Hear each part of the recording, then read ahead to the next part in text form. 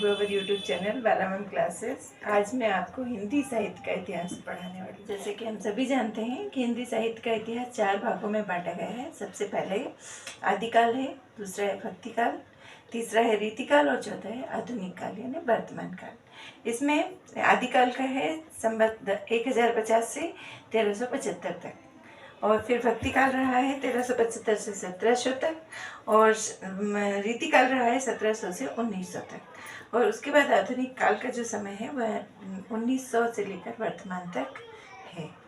आदिकाल या वीरगाथा काल, इसका समय रहा है 1050 से लेकर 1375 तक। आदिकाल को वीरगाथा काल या सामंत युग या चारण युग आदि के नाम से भी पुकारा जाता है।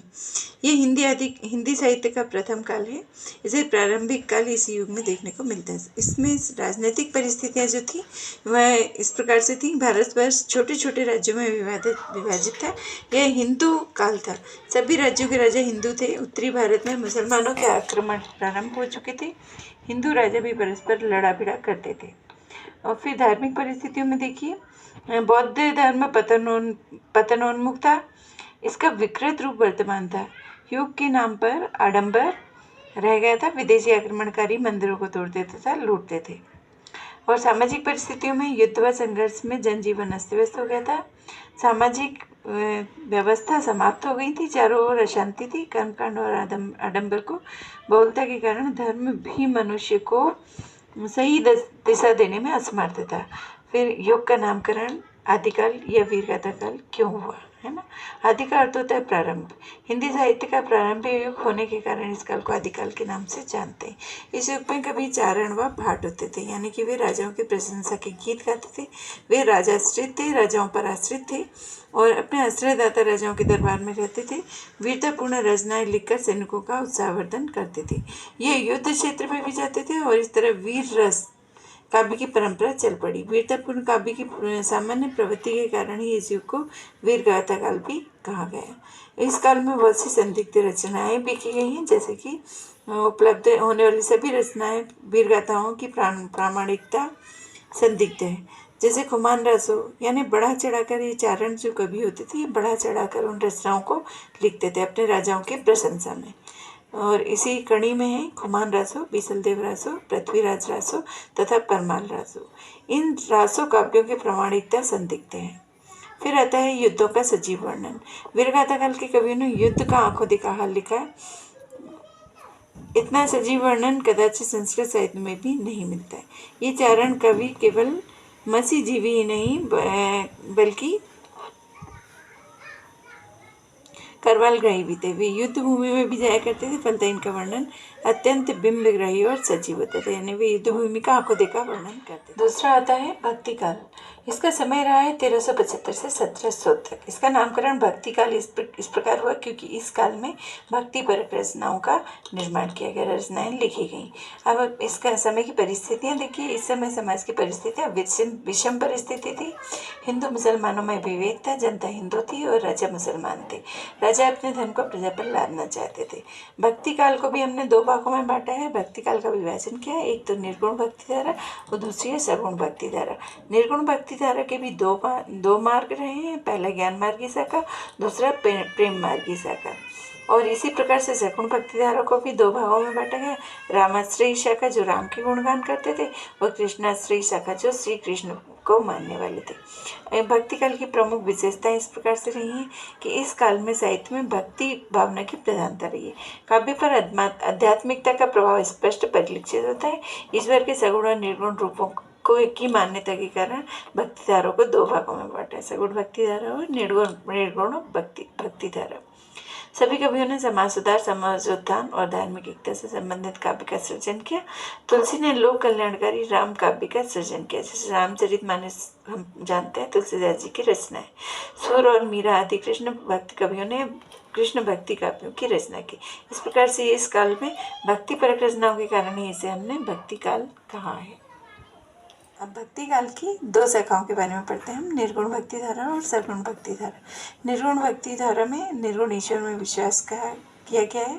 सभी संत कवियों ने नाम रूप सहित निर्गुण ब्रह्म की उपासना की थी। इसमें बहुदेववाद और अवतारवाद का विरोध किया गया। गुरु महिमा, गुरु की महिमाओं का ज्ञान किया गया। रूढ़ि और आडंबर का विरोध किया गया। जाति पाति का के भेदभाव का भी विरोध हुआ है इस काल में। नाम का महत्व है। भजन के माध्यम से नाम जपने को महत्व दिया गया है। जैसे 28 अक्षर प्रेम का पढ़े सो पंडित होए। रहस्यवादी रचनाएं, इस काल में रहस्यवादी रचनाएं भी लिखी गई हैं। ईश्वरीय प्रेम को स्थापित किया गया है। मानव के आडंबर से ऊपर उठाया गया है। जैसे जल में कुंभ, कुंभ में जल है, भीतर बाहर पानी, फूटा कुंभ जल जल ही समाना, यह तत्व कहियो ज्ञानी। यानी इस प्रकार की सुंदर रचनाएं हुई हैं। निर्गुण भक्ति धारा के भी तो भेद रहे हैं।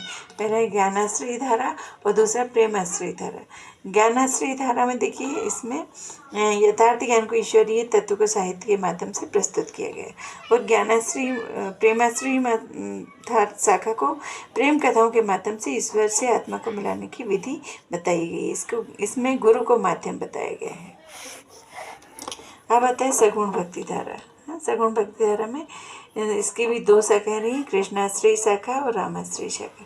कृष्णाश्रयी शाखा के कवि सूरदास, नंददास, नभादास, नरोत्तम दास, मीरा, रास खान आदि हैं। और रामाश्रयी शाखा के कवि तुलसीदास जी, रामचरण दास, केशव दास आदि हैं। सगुण ब्रह्म की उपासना, इस शाखा के अंतर्गत सगुण ब्रह्म की उपासना की गई, जिसमें नाम रूपात्मक ईश्वर की उपासना पर जोर दिया गया। राम और कृष्ण इसके मुख्य उपास्य देव रहे हैं। अवतारवाद में विश्वास किया गया, लीलागान किया गया, नाम की महिमा की उपासना की गई। गुरु की महिमा का भी इसमें ज्ञान किया गया है। ज्ञान से भी अधिक भक्ति को महत्व दिया गया। जाति पाति के भेदभाव की अमान्यता, यानी जाति पाति के भेदभाव को नहीं माना गया है। अब आता है रीतिकाल। इसका समय रहा है 1700 से 1900 तक। इसमें रीतिकाल में, रीति का अर्थ रस, अलंकार, गुण, ध्वनि और नई काव्य आदि के काव्यांशों की विवेचना की पद्धति है। इस काल की इस पद्धति पर प्रकाश डालते हुए रीति ग्रंथों की रचना अधिक की गई। इस काल में रीतिकाल की जो समय रहा है वह 1700 से 1900 तक है ना। अब इस काल की प्रमुख जो विशेषताएं हैं वह इस प्रकार से है।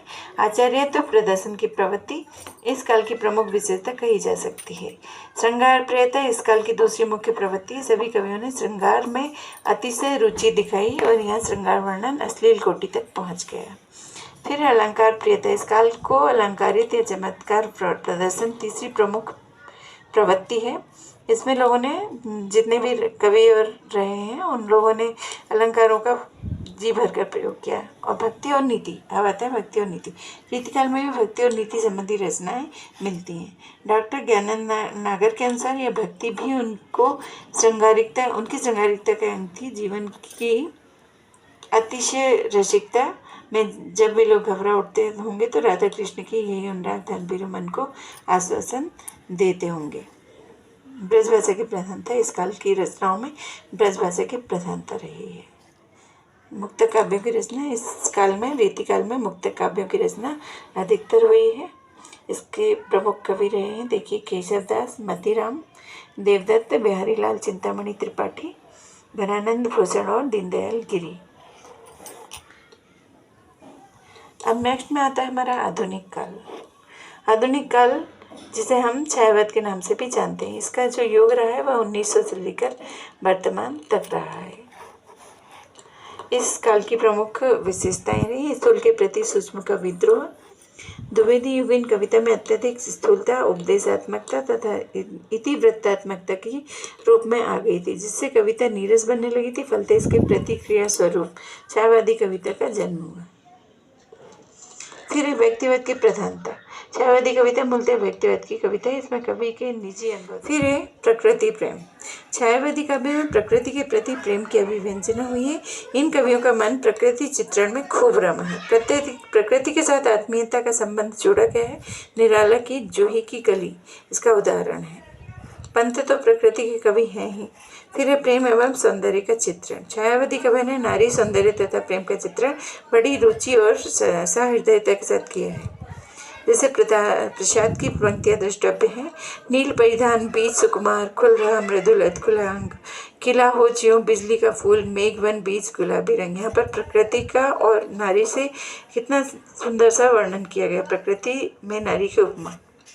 रहस्यवादिता, छायावादी कविता में अलौकिक प्रेम का चित्रण हुआ है और इनमें रहस्यवादी कविताएं भी लिखी गई हैं। करुणा और वेदना की विपत्ति, इसमें छायावादी कवियों में प्रेरणा और वेदना और करुणा की अभिव्यंजना अधिक मात्रा में। You enjoy this video, then like and subscribe my channel Bala ma'am classes and bell icon को भी प्रेस कीजिए।